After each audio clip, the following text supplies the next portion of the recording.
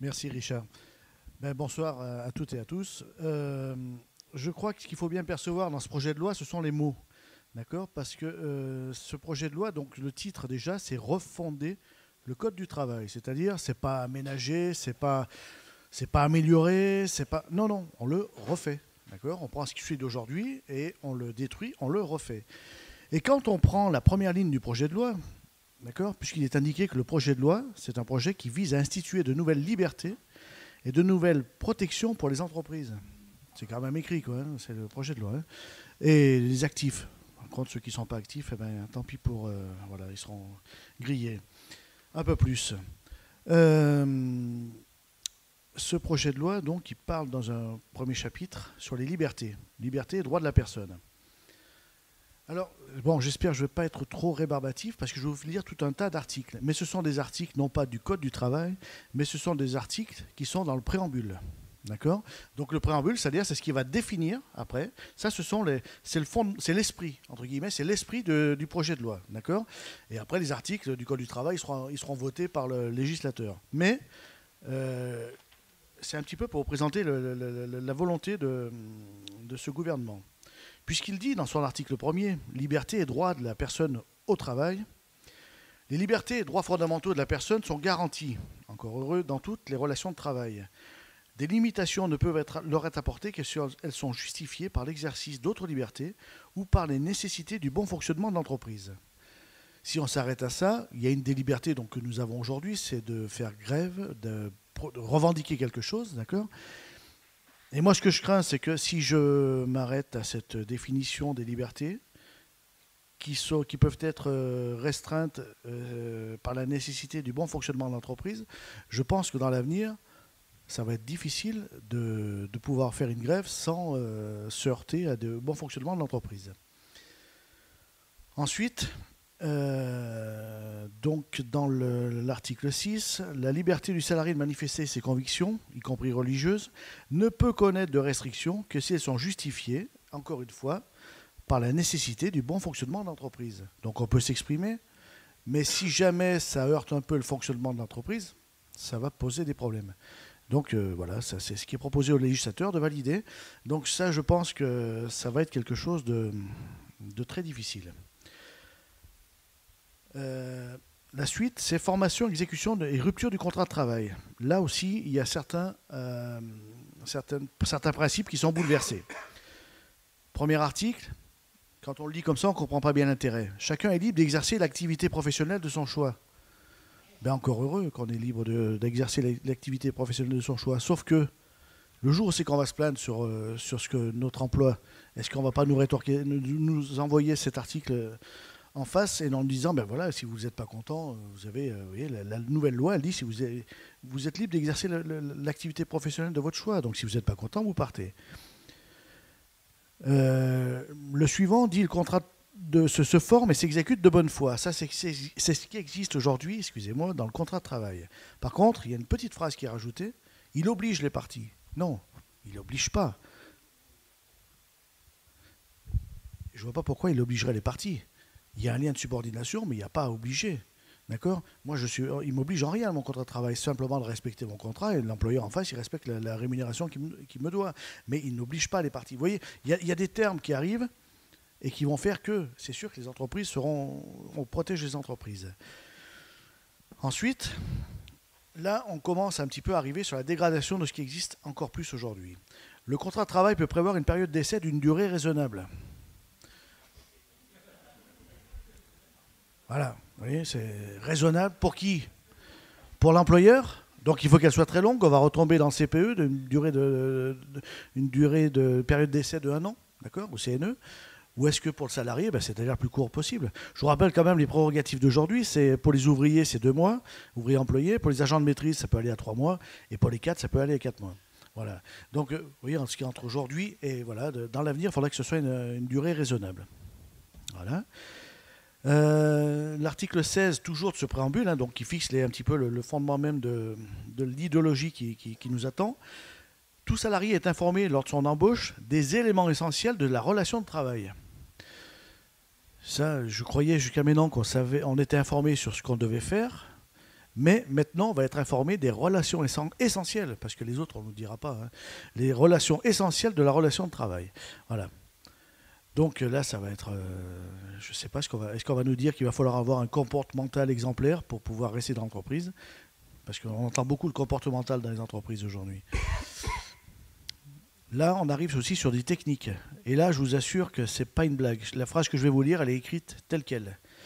L'article 17 dit, parce que vous savez qu'aujourd'hui, les femmes enceintes ont une certaine protection supérieure à d'autres protections dans les entreprises. Et là, l'article 17 dit clairement, la grossesse et la maternité ne peuvent entraîner des mesures spécifiques autres que celles requises par l'état de la femme. C'est-à-dire qu'une femme qui va être enceinte, donc, pourra avoir des mesures un petit peu ou alors des mesures liées au travail, mais qui seront liées à son état. Donc je ne sais pas si vous comprenez bien ce qui est écrit. C'est-à-dire, moi, ce que je soupçonne, c'est que on pourra enlever une femme enceinte de son travail justement parce qu'elle est enceinte. Voilà. D'accord ? Avant, il y avait une protection. Aujourd'hui, je le relis, pour bien comprendre les mots, la grossesse et la maternité ne peuvent entraîner des mesures spécifiques autres que celles requises par l'état de la femme. Voilà. Ensuite, maintenant, on va se placer. Bon, beaucoup d'entreprises nous baladent avec les contrats de travail, d'accord ? On essaie de nous imposer d'aller travailler à Lyon, à Paris, à Marseille.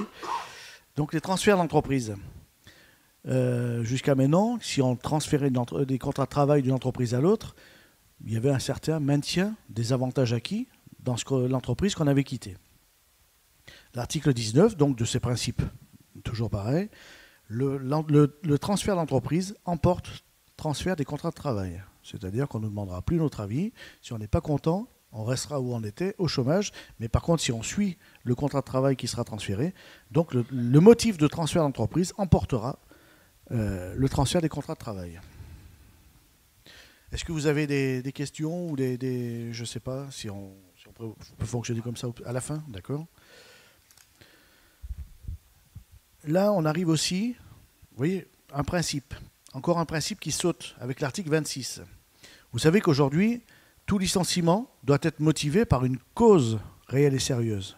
Et la cause, donc, c'est pas simplement un truc anodin, d'accord ? Il faut qu'on aille rechercher, notamment quand on délibère au Conseil des prud'hommes, il faut qu'on aille rechercher l'ensemble d'éléments qui fait qu'il y a une cause qui va justifier ou pas le licenciement. Ça, c'est balayé, puisque l'article 26 dit « Tout licenciement doit être justifié par un motif réel et sérieux ». Il y a quelqu'un qui est mal habillé, c'est un motif, ça ne me plaît pas. Hop. Oui, il n'y a plus la notion de cause. Je ne sais pas si vous le percevez bien, mais c'est-à-dire que le motif du licenciement devient tout à fait superficiel. Donc ça, c'est aussi très dangereux.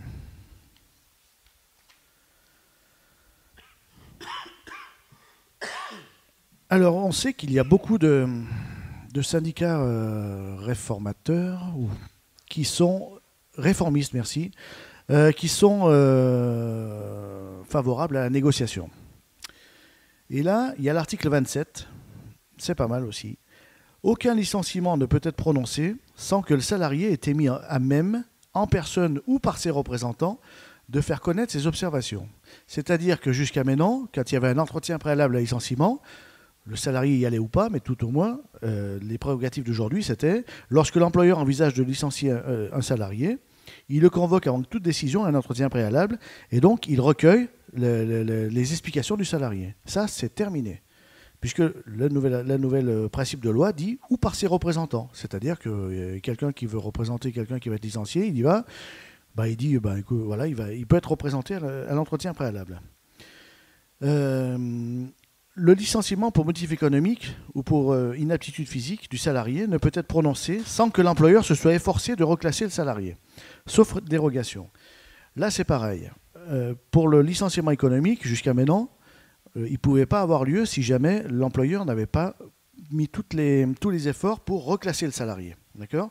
Et là, apparemment, se soit efforcé. Donc, je me suis efforcé. Donc, je n'ai pas de poste. Je me suis efforcé, j'ai regardé, il n'y en avait pas. Donc, il y a pas de. On voit que l'obligation aussi, elle diminue. Donc, on va se trouver dans une situation où c'est que les salariés seront plus obligés d'assister à leur entretien préalable, puisqu'ils pourront se faire représenter. D'accord ? L'employeur sera plus obligé, il n'a plus une obligation de résultat de reclasser les salariés, notamment pour inaptitude. Il n'a pas forcément une obligation de résultat pour économique, mais il devait faire des propositions. Donc on voit que dans l'avenir, les salariés seront beaucoup plus facilement éjectés des entreprises.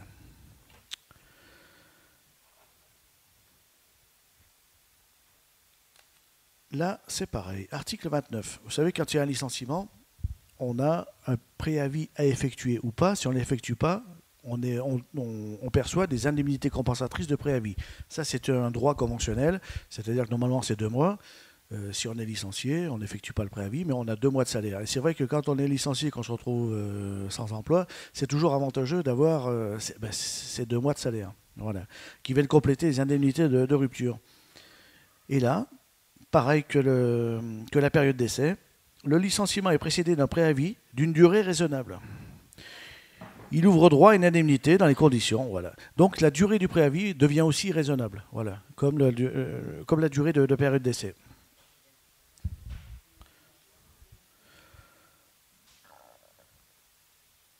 Voilà. Là, on arrive aussi, et comment dire, je ne voudrais pas être trop insistant, mais l'article 32 est pas mal aussi. Vous savez que depuis 1987, nos rémunérations doivent nous être versées mensuellement. D'accord ? C'est la loi sur la mensualisation des salaires. C'est là-dessus que sont calqués tous nos prélèvements automatiques et les remboursements de prêts, et ainsi de suite. L'article 32, il bouleverse cette logique, puisqu'il dit « La rémunération du salarié lui est versée selon une périodicité régulière ». On ne parle plus de mensuel. D'accord ? Attention, donc un employeur qui dit je vous paye à la semaine, d'accord ? Eh ben, il pourrait en avoir le droit, d'accord ? Ou tous les 2 mois, il pourrait en avoir le droit. Ça, c'est hyper dangereux parce que ça risque de bouleverser, si jamais ça allait jusqu'au bout, ça risquerait de bouleverser les revenus des ménages. Et là, à ce moment-là, tout est déséquilibré derrière.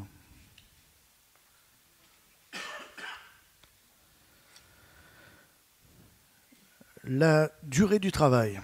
On nous bassine, souvent les employeurs nous bassinent avec l'histoire des 35 heures. Mais jusqu'à maintenant, on l'appelait la durée légale. D'accord ? On disait les 35 heures, c'est la durée légale du travail. L'article 33 fait sauter ce mot légal et parle de la durée normale du travail, est fixée par la loi. Là aussi, il faut percevoir la différence entre la durée légale qui est votée par le législateur, d'accord, de la durée normale qui peut être instituée par accord de branche, par accord de futures commissions régionales ou par accord d'entreprise. Et on va dire, voilà la durée normale. Donc ça, je pense qu'on essaie de faire sauter les 35 heures. Là. D'accord ? Donc là, c'est tout salarié dont le temps de travail dépasse la durée normale a droit à une compensation. Ça, c'est ce qui a marqué. Hein. Alors peut-être, je ne sais pas, une image, un bonbon. Il a droit à une compensation. C'est plus la notion de majoration. Puisque, vous voyez, je relis cet article 33, la durée normale du travail est fixée par la loi. Celle-ci détermine les conditions dans lesquelles les conventions et accords collectifs peuvent retenir une durée différente. Donc là, c'est bien établi. Et après, tout salarié dont le travail dépasse la durée normale, et non plus légale, a droit à une compensation. Voilà. Donc les choses sont écrites pour faire sauter, à mon avis, les 35 heures. Si on va vers les 32, tant mieux. Mais voilà. L'article 39. L'employeur doit assurer la sécurité et protéger la santé des salariés dans tous les domaines liés au travail. Il prend les mesures nécessaires pour prévenir les risques, informer et former les salariés. Voilà. Moi, ce qui me gêne, c'est dans tous les... Comment dire doit assurer la sécurité et protéger la santé des salariés. Avant, il avait une obligation de sécurité de résultat sur la sécurité des salariés. Ça, c'était non négociable. Et là, il doit juste assurer la sécurité et protéger la santé. Voilà. Mais c'est bien dans tous les domaines, liés au travail. On pourrait penser que le harcèlement, qui parfois va au-delà du travail, ne sera plus... bon, on peut après extrapoler un petit peu, mais je crains aussi là-dessus.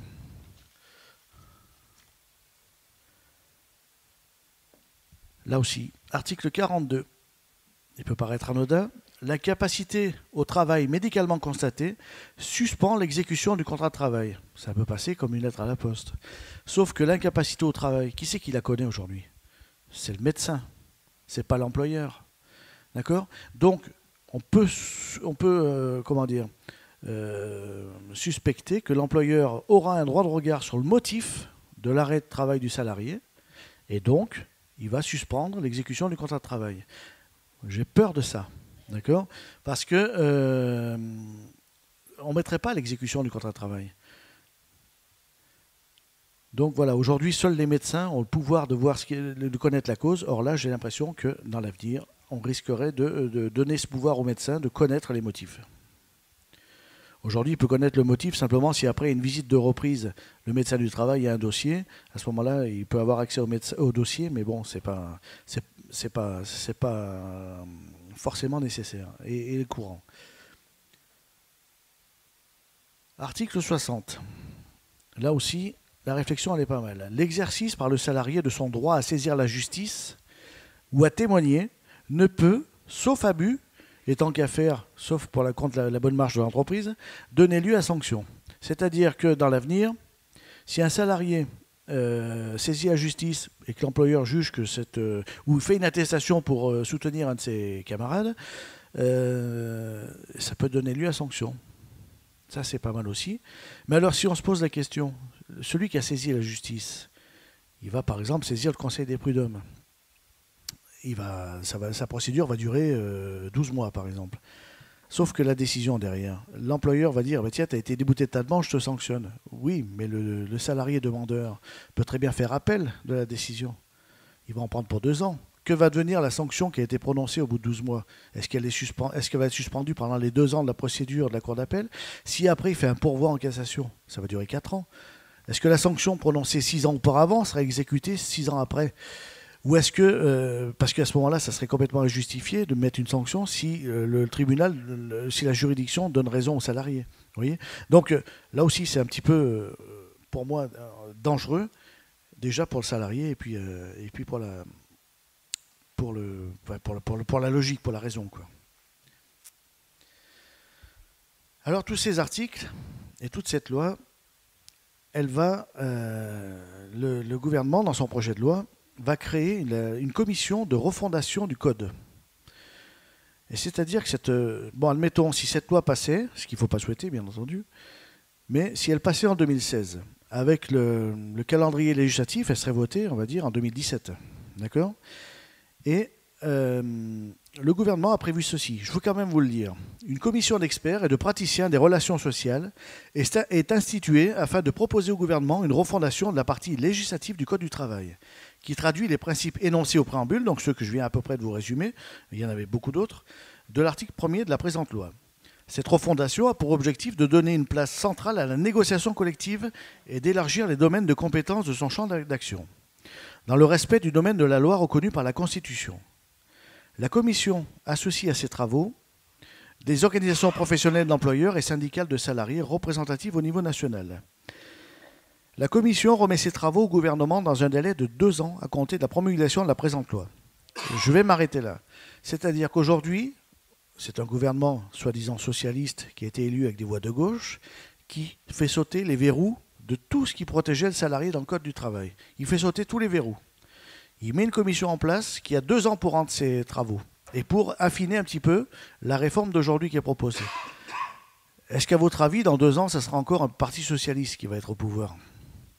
Moi, ce que j'ai peur, c'est que les socialistes aujourd'hui font sauter les verrous et que ça sera le prochain gouvernement, à mon avis, beaucoup plus libéral qui va arriver, qui aura alors là un champ, une avenue pour réformer, pour faire placer ses idées. Et il n'aura même pas besoin de faire de réformer quoi que ce soit, parce que ce sera le gouvernement d'aujourd'hui qui aura fait. Il aura juste à appliquer ses idées. Tout sera écrit. Ça, à mon avis, c'est très très très dangereux.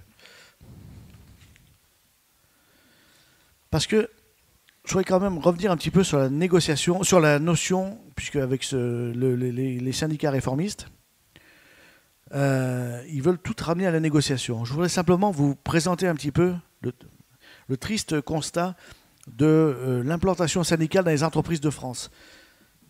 D'accord? Parce que ce sont des chiffres que j'ai pris par rapport à l'INSEE. D'accord? C'est que 93% des entreprises françaises emploient de 0 à 9 salariés. Donc déjà, il y a 93% des entreprises qui n'auront jamais d'élu du personnel, encore moins de délégation syndicale. Il y a 4% qui emploient de 10 à 19 salariés. Donc là, on est déjà à 97% des entreprises qui n'ont pas aucun élu. 2% emploient de 20 à 49 salariés. Donc 49 salariés, on a des délégués du personnel, mais on n'a pas de CE. Et donc la représentativité, on a du mal à l'établir. Et puis surtout, c'est pas là qu'il y a le plus d'activité syndicale. Après, il y a seulement 0,96% des entreprises emploient de 50 à 249 et 0,20 emploient plus de 250 salariés. Donc ça veut dire que il y a 1% des entreprises de France dans lesquelles il y aura un pouvoir de négocier ça. Donc quand on voit que le projet de loi laisse la place beaucoup plus à la négociation, on nous ment. On nous ment, c'est pas vrai. Puisqu'il y a 97% des salariés qui ne seront pas concernés par la négociation collective. D'accord ? Et là, c'est là qu'après, il y a des commissions régionales qui vont se mettre en place, qui ont été voulues dans l'année passée qu'on avait bien tenté de combattre. Voilà. Et si on n'est pas implanté dans ces commissions régionales, je vous laisse imaginer, parce que ces commissions régionales ont quand même la volonté de vouloir se substituer aux conventions collectives. Convention collective, je pense que la CGT, on y est bien implanté. Alors que dans les commissions régionales, donc qui seront issues notamment des élections des TPE, si on ne fait pas le forcing aujourd'hui, on risque de se casser les dents dans l'avenir. Je vais terminer par un article pour ceux qui travaillent un petit peu dans l'industrie, je pense que, ou qui ont connu des astreintes. Je vais terminer là-dessus. J'ai pris un seul article du nouveau Code du travail, d'accord, qui dit: une période d'astreinte s'entend comme une période pendant laquelle le salarié, sans être sur son lieu de travail et sans être à la disposition permanente et immédiate de l'employeur, je ne vois pas pourquoi c'est une astreinte, hein, parce que jusqu'à maintenant, je sais pas, pour ceux qui en connaissent, l'astreinte c'est quand on est à disposition, pas loin de l'entreprise pour pouvoir intervenir tout de suite. D'accord ?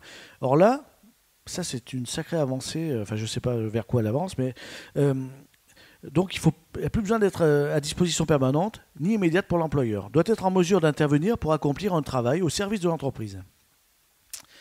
La durée de cette intervention est considérée comme un temps de travail effectif, encore heureux, et la période d'astreinte fait l'objet d'une contrepartie sous forme financière ou sous forme de repos. Moi, ce que j'ai peur, c'est que... Alors, je vous lis un petit peu ce qu'il y avait jusqu'à maintenant. Hein. Une période d'astreinte s'entend par une période pendant laquelle le salarié, sans être à la disposition permanente et immédiate de l'employeur, a l'obligation de demeurer à son domicile à proximité afin d'être en mesure d'intervenir pour accomplir un travail. Voilà ce qu'il y avait jusqu'à maintenant. Et donc, maintenant, il n'y a plus besoin d'être à disposition permanente et immédiate. Moi, ce que j'ai peur, c'est que je ne peux pas m'empêcher de faire ce lien avec le contrat 0 heure d'Angleterre. Je suis chez moi, j'attends qu'on m'appelle, mais je ne suis pas obligé d'être appelé. Et ce que j'ai peur, c'est que l'astreinte bascule vers le contrat 0 heure en France. Voilà.